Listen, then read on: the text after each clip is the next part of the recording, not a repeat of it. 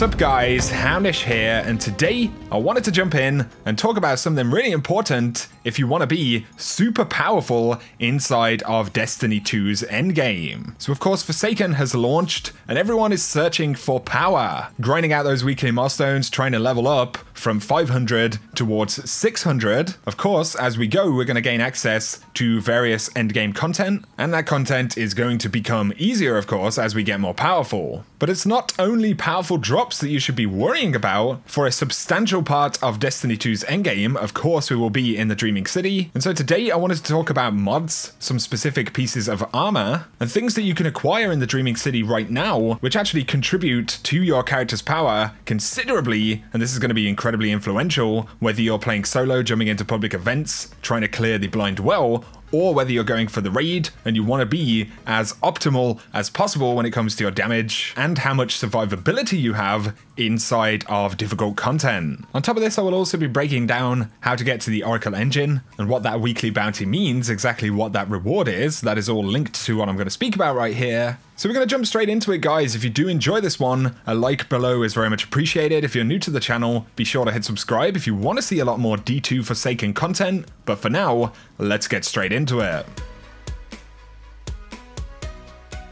So as I said, we're going to talk about something which is going to be very important for your Guardian's power inside of Forsaken's endgame. And if you're serious about the endgame, or you want to get as many benefits while you're completing endgame content in Forsaken, what we're going to talk about in this video is something that I'd consider to be nearly as important as power level in general. So inside of the Dreaming City, you can get this armor set called Reverie Dawn. You can get it for any class. And you may have noticed when you look at a piece of this armor, it actually comes with a mod called Rivens Curse. Now I believe these armor pieces will always drop with this mod, and when you're in the Dreaming City, the Rivens Curse mod allows you to deal more damage, but on top of this you will also take more damage. Now the bonus damage that this deals is actually relatively substantial. So right here I'm getting crits with none of the Reverie Dawn armor on, so I'm not getting any of the bonus damage from the mods. And we're seeing 4,755 damage each time I get one of these crits. If I apply just one armor piece, that goes up to 4,993 damage. And that is just one armor piece. I throw the gauntlets and the helmet on, and now we're up to 5,468 damage. Now, I only actually have 3 of these armor pieces on my character, so I actually haven't achieved the maximum amount of potential damage here. But I know MTash made a video, and he figured that you're getting 25% bonus damage if you wear a full armor set from Reverie Dawn. Now that is a significant amount of damage to actually gain by wearing a full set. However, the amount of damage that you take, or the increase in damage that you take, even across a full set, is nowhere near as obvious as the 25% bonus damage that you're actually putting out. Not sure what the actual numbers are on the damage that you take, but it is definitely much more minimal. However, it doesn't actually end there. So for this bounty right here, you can see a mod called a Transcendent Blessing.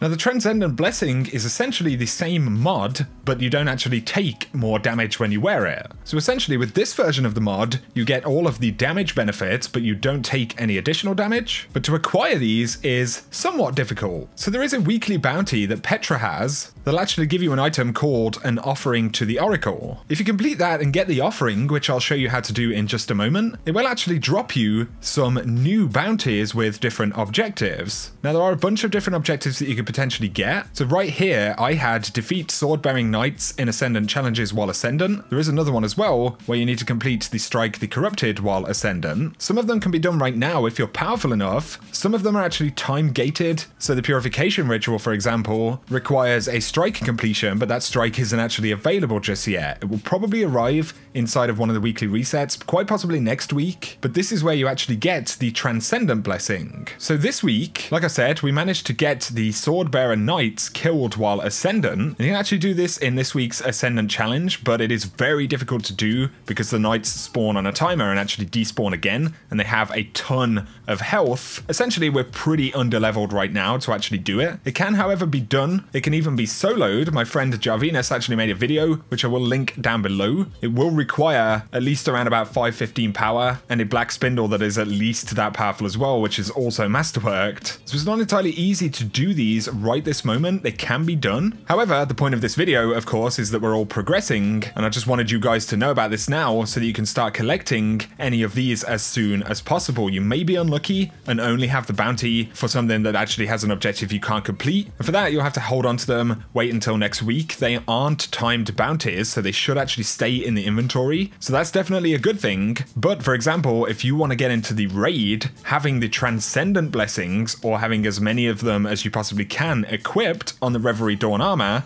which by the way is essentially going to be a must-have for the Dreaming City raid, then obviously having Transcendent Blessings as opposed to Rivens Curse is definitely beneficial because you don't get any damage penalty. Like I said, with Rivens Curse, it is minimal. So if you're unable to get Transcendent Blessing right now, then the main thing I would suggest is to get the Reverie Dawn armor and definitely take advantage of that power benefit that you get in Dreaming City. 25% bonus damage is absolutely huge. That is an incredibly powerful set of armor to have on right now, especially while we're underleveled. If you're wondering where you can get Reverie Dawn armor from, like I said, I only have 3 pieces. I've been hunting down a full set as well. The Reverie Dawn set does drop across the Dreaming City, so you can get them when you turn in the free gift to the cat statues, for example. You can get them from bounties. Any bounties that offer powerful or legendary gear have a chance to drop them. I believe they can come from Blind Well. You can get lucky and get them randomly from chests when you're in Dreaming City, so public events, even some of the hidden chests.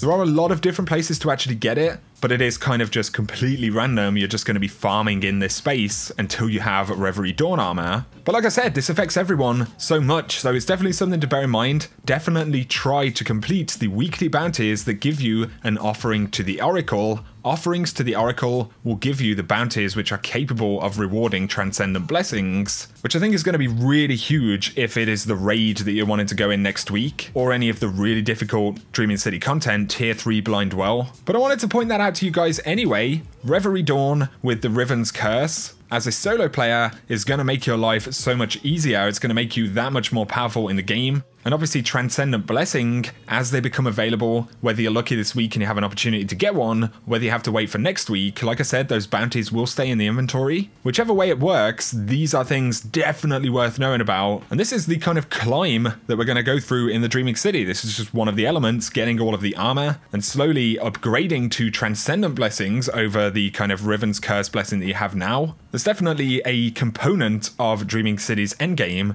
and with the benefits that you get, it's a pretty solid component. Obviously, the Dreaming City does house the raid, which is why these mods are going to be beneficial. There will be separate raid gear. I don't know if those raid pieces will have, you know, particular raid mods on them, or whether there will be raid bonuses that come on the armor pieces that obviously would potentially be better for the raid itself. But that is stuff that we'll kind of get to a little bit later on. Regardless of that, for now, in the meantime, Rivens Curse and especially Transcendent Blessing, if you're capable of getting them, are going to be incredibly useful and beneficial. So I hope that's been useful for you guys. Right here, I'm going to run a clip which shows how you can get to the Oracle engine. So if you've completed the weekly bounty that gives you an offering to the Oracle, this will be the route to where you can actually go and turn it in. So check that out if you need to. But if you have enjoyed this video, a like is very much appreciated below, guys. If you're new to the channel, be sure to hit subscribe to see a lot more Destiny 2 content. I cover absolutely everything related to Destiny 2 right here, news, guides, and a bunch of other stuff. Also turn on those notifications if you are new around here, that way you won't miss out on any content. But for now, I appreciate you tuning in as always,